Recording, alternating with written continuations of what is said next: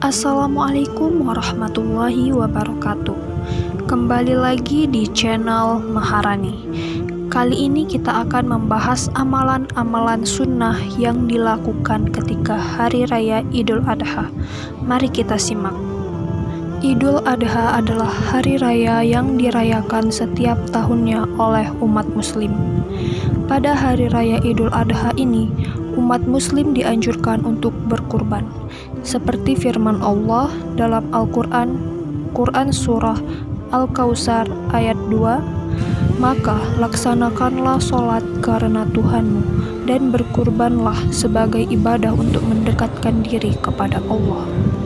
Adapun amalan-amalan sunnah yang dilakukan ketika Hari Raya Idul Adha adalah yang pertama, tidak makan sebelum selesai sholat Idul Adha. Umat Islam dianjurkan menunda makan sebelum selesai sholat Idul Adha. Budairah meriwayatkan bahwa Nabi Shallallahu Alaihi Wasallam tidak berangkat Idul Fitri sebelum makan, dan beliau tidak makan pada Idul Adha kecuali setelah pulang. Yang kedua, mandi sebelum berangkat ke tempat sholat.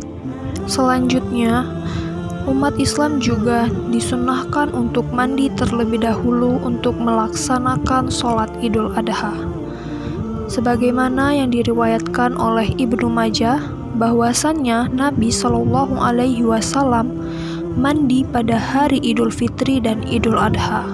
Adapun niatnya yaitu, aku berniat mandi untuk menghadiri sholat Idul Adha sunnah karena Allah Ta'ala.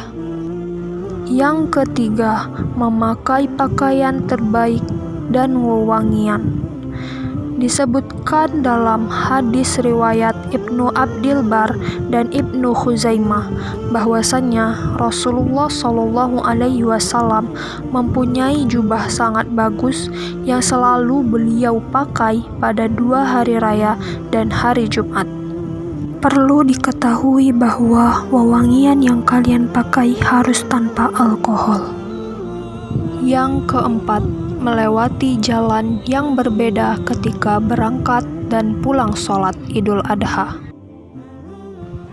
Apabila Nabi Muhammad Shallallahu Alaihi Wasallam pergi sholat Id, ketika pulang beliau menempuh jalan yang berlainan dengan jalan yang beliau lalui ketika pergi. Hadis riwayat Ibnu Majah. Namun demikian, apabila melewati jalan yang sama tetap diperbolehkan. Yang kelima, memperbanyak takbir ketika keluar dari rumah menuju tempat sholat Idul Adha. Dalam surah Al-Baqarah ayat 203 yang berbunyi, berzikirlah kepada Allah pada hari yang telah ditentukan jumlahnya. Menurut Ibnu Abbas, yang dimaksud beberapa hari yang ditentukan dalam ayat tersebut adalah hari-hari tasyrik. Inilah amalan-amalan sunnah yang bisa kalian lakukan ketika Hari Raya Idul Adha nanti. Jangan lupa like, subscribe, dan share channel ini. Wassalamualaikum warahmatullahi wabarakatuh.